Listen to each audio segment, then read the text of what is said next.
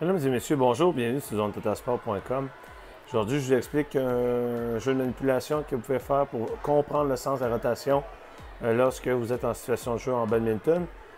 Pour ce faire, dans le fond, c'est dans chaque gymnase, vous avez en moyenne 2 terrains de badminton, si ce n'est pas 3 ou 4.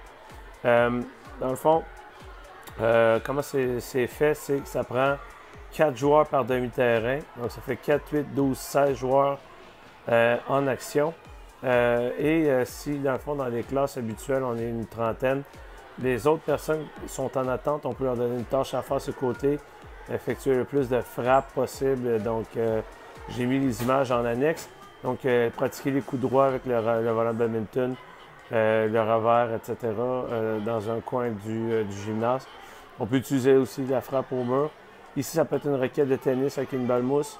On effectue des frappes au mur pour effectuer le plus de frappes au mur possible. Ça peut être des ateliers qui durent environ 5 minutes avec un sens de rotation. Je vais vous expliquer ça dans quelques instants. Le but de l'activité, c'est de faire comprendre aux élèves le sens de rotation. Idéalement, utiliser ce jeu-là à partir du 3e cycle, puisque la manipulation de raquettes, en principe, ils sont meilleurs au fil des années. Donc, 5-6e, ça devrait être un bon temps pour utiliser ce jeu. Le but du jeu, c'est d'effectuer des échanges. Et à chaque fois qu'il y a une faute commise, tout le monde change. Le sens de la rotation est le suivant. Il y a 3 joueurs sur le jeu.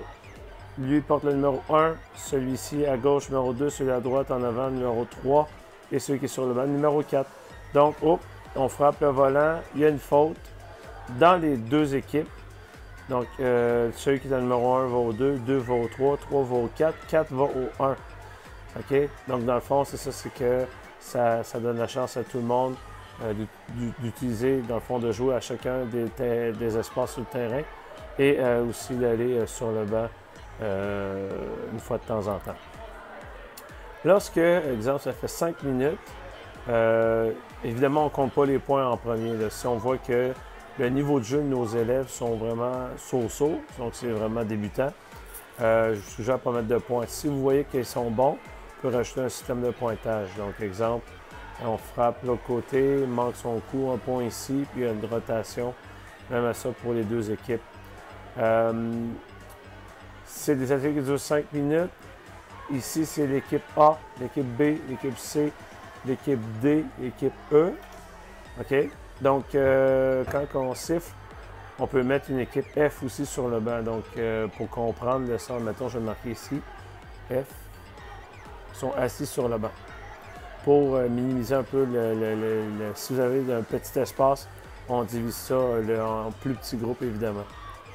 Donc, quand on siffle, l'équipe A va dans le terrain B, B va dans le C, C va prendre la place de l'équipe ici. L'équipe ici s'en va sur le banc. L'équipe qui est F sur le banc va là et l'équipe qui est ici se tasse là. Toujours dans le sens horaire d'une montre. Donc voilà. Donc c'était un petit jeu qui s'appelle Entrer dans le sens.